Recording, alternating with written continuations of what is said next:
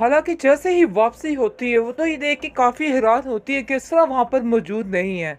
वो कहती है, सुल्तान भाई, आपको चाहे गुस्सा लगे या कुछ भी हो, लेकिन असल बात यही है कि आप इस चीज़ के काबिल ही नहीं थे जो आपको मिली थी।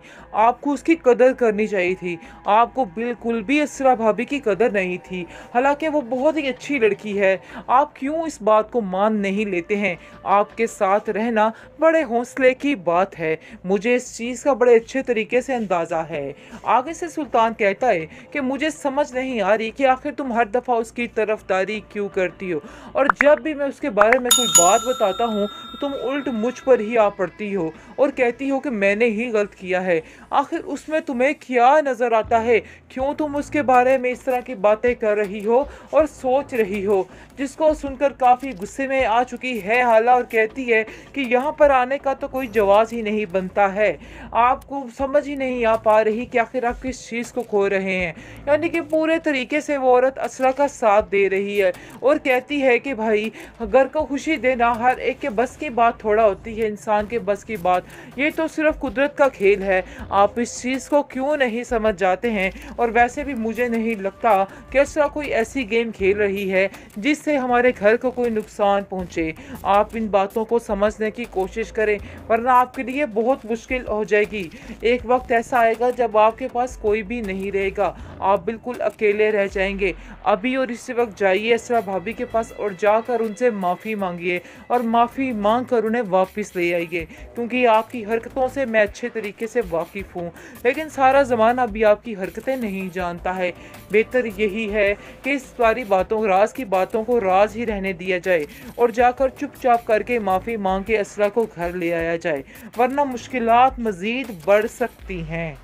ड्रामासल शिद्दत में आप देखेंगे कि आती है तलत सुल्तान के पास और आकर कहती है कि आखिर तुम्हें इसरा में ऐसा क्या नज़र आया जिसकी बिना पर तुम उसके साथ ये सारा खेल खेल रहे हो। आज मुझे यकीन हो चुका है कि वाकई में तुम अपने बाप के ही बेटे और बिल्कुल उसी तरह हो। आगे से आप देखेंगे कि सुल्तान कहता है कि आपको जैसा कहा जा रहा है आपको वैसा ही करना है, इसलिए बेहतर यही है कि हमारे मामलात में इंटरफेयर मत करें। लेकिन तलत काफ़ी हैरान है और कहती है कि इसरा ने हर रिश्ते को बड़े अच्छे तरीके से निभाया है। इतनी देर से वो हमारे साथ है, लेकिन कभी भी उसने किसी चीज़ में कोई कोताही नहीं बरती।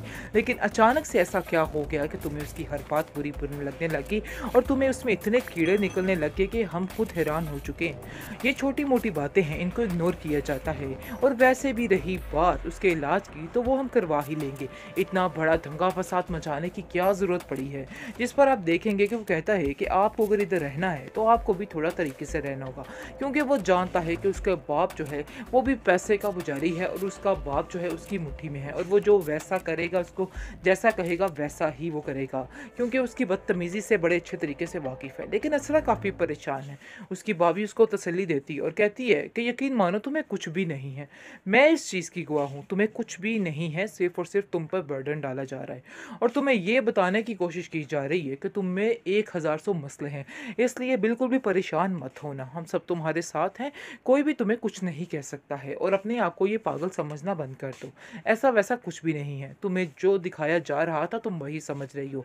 दूसरी पहलू को भी देखो, तुम एक अच्छी और समझदार बहू हो और बेटी हो, तुमने सारे रिश्तों को बड़े अच्छे तरीके से सर निभाया है, आखिर तुम कैसे अपने आप को इस तरह से कर सकती हो?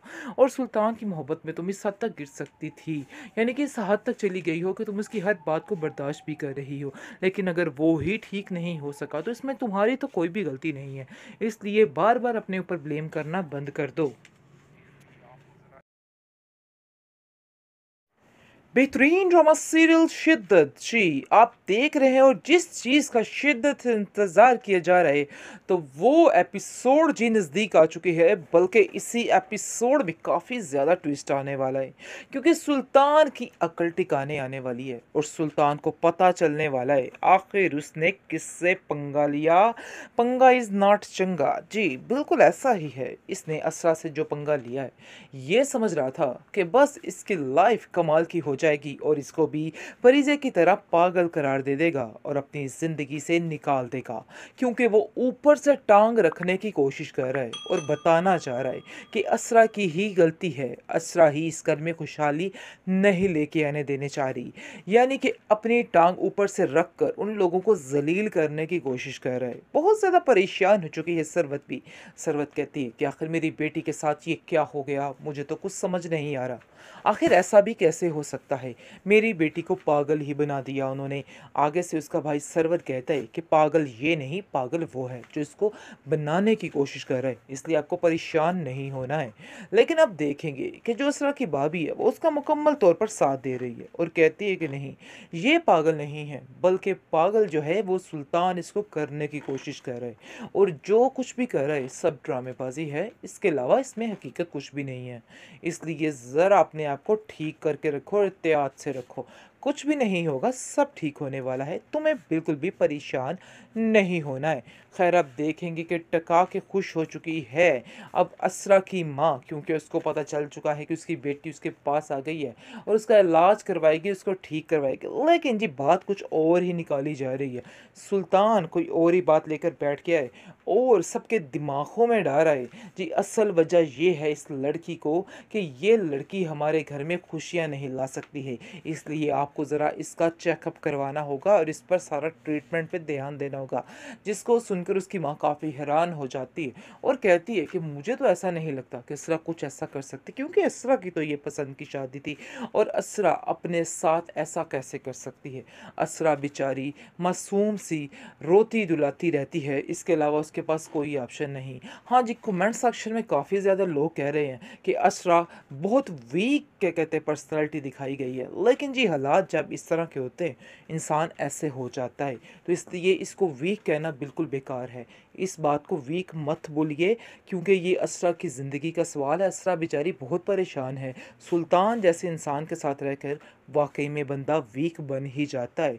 जिस पर गुजर रही होती है वो बड़े बेहतर तरीके से जान सकता है कि आखिर उसके साथ क्या हो रहा है। इसलिए कोई भी आप लोग ये जो कर रहे हैं वीक पर्सनैलिटी, तो ये तो वो फलान टींग, इनको छोड़ दीजिए। खैर आप देखेंगे फ़िलहाल असरा बेचारी बहुत ही मासूमाना तरीके से हर चीज़ का जवाब दे रही है और कहती जा रही है जी ये नहीं मैंने किया, तो वो मैंने नहीं किया, तो मुझे याद नहीं, तो ये नहीं। बाकी परेशान होने की ज़रूरत नहीं है व्यूअर्स, देख लीजिएगा कि असरा ही बोलेगी और सब कुछ बताएगी कि ये सुल्तान की वजह से सब कुछ हो रहा है और सुल्तान का ही किया धरा है। बहुत जल्द इस एपिसोड में नहीं तो अगले एपिसोड में ये बात खुलकर सामने आने ही वाली है, इसलिए परेशान नहीं होना है। और आपको बताते चले कि उसकी भाभी इस बात पे उसका बहुत ज़्यादा साथ दे रही है और वही सबको बताने की कोशिश कर रही है कि ये सारी सुल्तान की चालाकियाँ हैं, इसके अलावा कुछ भी नहीं है। अब उसका भाई भी काफ़ी अटल हो चुका है कि हम अपनी बहन को यहाँ से नहीं भेजेंगे जब तक सुल्तान की अकल ठिकाने नहीं आ जाती। वो लोग अब सुल्तान की अकल ठिकाने लाने की बात कर रहे हैं और तब तक उसे उस घर में नहीं जाने देंगे जब तक वो खुद आकर इससे बात नहीं करेगा और माफ़ी तलाफ़ी नहीं करेगा।